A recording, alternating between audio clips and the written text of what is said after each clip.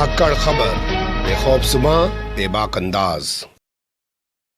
धाकड़ खबर के news room से मैं आपके साथ हूं अकरम रईस खान। अचानक लागू हुए लॉकडाउन के बाद अगर तबलीगी जमात के लोग किसी मस्जिद में रुके रह गए, अगर तबलीगी जमात के लोग किसी घर में रुके रह गए, या किसी मस्जिद ने उनको आश्रय दिया, या किसी घर ने उनको आश्रय दिया, तो क्या कुछ गलत किया? क्या ये कोई अपराध है? और क्या ऐसे आश्रय देने वालों के खिलाफ एफआईआर दर्ज की जा सकती है? और दर्ज की गई है तो आखिर किस आधार पे दर्ज की गई है? क्योंकि सरकार ने जो भी गाइडलाइन जारी की हैं वो बाद में जारी की हैं। तबलीगी जमात के लोग पहले से किसी मस्जिद या घरों में रुके हुए थे। अगर आपके आदेश के बाद कहीं रुकते तो उसको अपराध माना जा सकता था। इस तरह की टिप्पणियां करते हुए दिल्ली पुलिस से दिल्ली हाई कोर्ट ने जवाब तलब किया है। जवाब देने के लिए दिल्ली पुलिस ने वक्त मांगा है। देखते हैं दिल्ली पुलिस इसमें अपना क्या जवाब दाखिल करती है। लेकिन लगता है जिस तरीके से बॉम्बे हाईकोर्ट ने कहा था कि तबलीगी जमात के लोगों को बलि का बकरा बनाया गया, ठीक उसी तरीके से, उसी टोन में, उसी अंदाज में दिल्ली हाईकोर्ट की जस्टिस मुक्ता गुप्ता ने दिल्ली पुलिस से जवाब तलब किया है। आपको याद होगा पिछले साल का वक्त था, अचानक लॉकडाउन का ऐलान कर दिया गया। जैसे हमेशा ये सरकार आती है, रात को 8 बजे के बाद नोट चलना बंद हो जाएंगे, ताली पीटिए, सबका बेड़ा गर्क कर दीजिए। कोई भी चीज़ रात को उठ के अंधेरे में लागू कर देते हैं, रात को सोते हैं और सुबह को दिव्य ज्ञान हो जाता है, उसके बाद लागू कर देते हैं। ये किसी से ढका छुपा नहीं है इस सरकार के बारे में। पहले जीएसटी लागू कर देते हैं, फिर उसमें 72 बार बदलाव करते हैं। तो भैया पहले ही रुक जाते, 72 बार सोच लेते, बाद में लागू कर देते। लेकिन ऐसी हड़बड़ी रहती है और हर चीज़ को ऐतिहासिक बता देते हैं। खैर जाने दीजिए, उस पर फिर कभी और बात करेंगे। कुल मिला के आपको याद होगा पिछले साल कोरोना गाइडलाइन का पालन कराने के लिए लागू कर दी गई थी तमाम चीज़ें, जिसे लॉकडाउन कहा गया था। पहले जनता कर्फ्यू कहा गया और बाद में नरेंद्र मोदी ने उसको लॉकडाउन का नाम दिया। अब पहले से जो तबलीगी जमात के लोग हैं बहुत सारी मस्जिदों में रुके हुए थे, या बहुत सारे विदेशों से लोग आते हैं तो उनको बहुत सारे लोग अपने घरों पर ठहरा लेते हैं, उनके आसपास व्यवस्था होती है, उनको वहाँ रोक लेते हैं कि चलो विदेश का मेहमान है। उसके बाद दिल्ली पुलिस ने तबलीगी जमात वालों के साथ जो किया वो तो किया, निज़ामुद्दीन मरकज़ वालों के साथ जो किया वो तो किया, आप सब जानते हैं। मुकदमे किया, आज भी मरकज़ बंद है, काफ़ी हिस्सा उसका खुल नहीं पाया है। इसके अलावा जिन लोगों ने या मस्जिद के अंदर जहाँ जहाँ उनको शरण दे रखी थी वो पहले से रुके हुए थे, बाद में नहीं आए थे, उनके खिलाफ जगह जगह मुकदमे दर्ज कर दिए थे थाने में।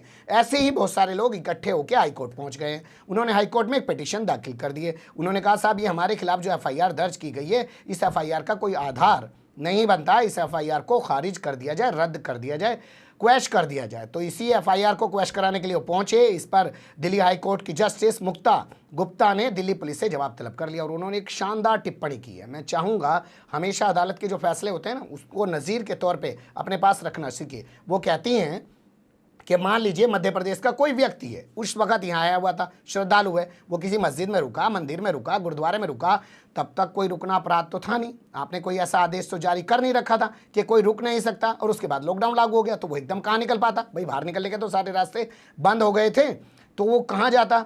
तो ये कोई अपराध नहीं हो सकता। इसे अपराध कैसे ठहराया जा सकता है? इस पर सरकारी वकील जो वहाँ पे मौजूद था उन्होंने कहा नहीं जी, ये तो पहले से ही लागू कर दिया था कि ना कोई आ जा सकता, ना कोई कहीं पर रुक सकता, ये दलील दी। इस पर अदालत ने कहा कि तमाम विस्तृत रिपोर्ट के साथ हमारे सामने पूरी जानकारियां पेश की जाएं। तो इन्होंने वक्त ले लिया। अब देखते हैं ये कब अपनी रिपोर्ट पेश करेंगे। लेकिन जब ये खबर मैं कर रहा था, पढ़ रहा था, इस खबर के बारे में जानकारी कर रहा था, तो मुझे लगा कि यहाँ पर बॉम्बे हाई कोर्ट से आए हुए जजमेंट का भी जिक्र कर लेना चाहिए। देख लीजिए क्या था वो।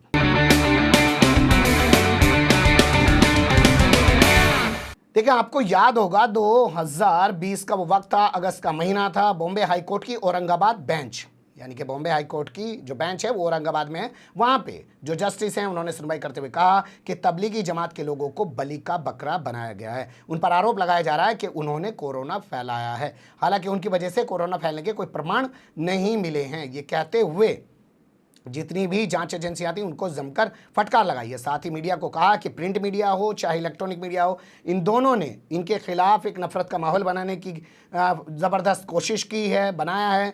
और इसके अलावा इनके खिलाफ जो है एक कैंपेन के तौर पे तमाम प्रोपेगेंडा एजेंडा किया गया है। उन्होंने कहा कि बेहतर होगा कि इनसे माफ़ी मांगी जाए और इस मामले में इनके प्रति एक पॉजिटिव माहौल बनाने के लिए कैंपेन चलाया जाए। यानी कि उन्होंने मीडिया को भी फटकार लगाई थी और सरकार को भी फटकार लगाई थी और जांच एजेंसी को भी फटकार लगाई थी। लेकिन कहावत है ना अब कि नकटे की नाक कटी। नकटा मतलब जिसके पहले नाक नहीं होती है, भाई नाक वाला नकटा नहीं कहलाया जा सकता। और उसकी और कट जाए, लेकिन चार बिलांद और बढ़ जाती है। अब शर्म नहीं आती है। लगातार ऐसी टिप्पणियां आप देख रहे हैं हाईकोर्ट सुप्रीम कोर्ट से आ रही है। अभी आपने देखा लखीमपुर खीरी वाले मामले में सुप्रीम कोर्ट ने जो कहा, यूपी पुलिस को, और पूछा उससे कि क्या यह प्रोफेशनलिज्म है? आप एक अपराधी को बचाने की कोशिश कर रहे हैं, क्या हम किसी हाईकोर्ट के जस्टिस से इस पूरे मामले की जांच कराएं? अगर कोई और होता तो उत्तर प्रदेश का डीजीपी शर्म के चलते इस्तीफा दे देता, कहता कि मैं ऐसी पुलिस का डीजीपी नहीं रह सकता, ऐसी सरकार के दौर में मैं डीजीपी नहीं रहना चाहता हूं। जो आज सुप्रीम कोर्ट में जाके इस कदर शर्मसार हो रही है कि सुप्रीम कोर्ट कह रहा है कि क्या अपना प्रोफेशनलिज्म बिल्कुल भूल गए हो। लेकिन लगातार ऐसी खबरें आ रही हैं कि अब पुलिस सिर्फ एक कार्यकर्ता बन के रह गई है किसी सत्ताधारी पार्टी की, इसके अलावा कुछ और नहीं है। देखना दिलचस्प होगा कि दिल्ली पुलिस इस पूरे मामले में क्या रिपोर्ट दाखिल करती है, उस पर हाईकोर्ट क्या सुनवाई करता है। लेकिन तमाम तरफ से देखा जा रहा है कि जो भी तबलीगी जमात के आरोपी थे इस मामले में, कोरोना के तहत जिन पे मुकदमे दर्ज किए गए थे, वो जगह जगह से बरी हुए हैं। अदालत ने उनको बरी किया है। बहुत सारे लोग अपने विदेशों तक लौट चुके हैं। लेकिन अब उनको आश्रय देने वालों का क्या होगा, ये आने वाला वक्त बताएगा। आप बने रहिएगा धाकड़ खबर के साथ। फिलहाल कमेंट्स के रूप में आप लोग अपनी राय दे सकते हैं, खबर को लाइक कर सकते हैं, चैनल को सब्सक्राइब कर सकते हैं और ज़्यादा से ज़्यादा हमारी खबरों को शेयर कर सकते हैं। फिर ऐसे ही किसी सुलगते हुए या उलझते मुद्दे लेकर मैं आपके सामने हूँगा हाजिर। फिलहाल अभी मुझे दें इजाज़त।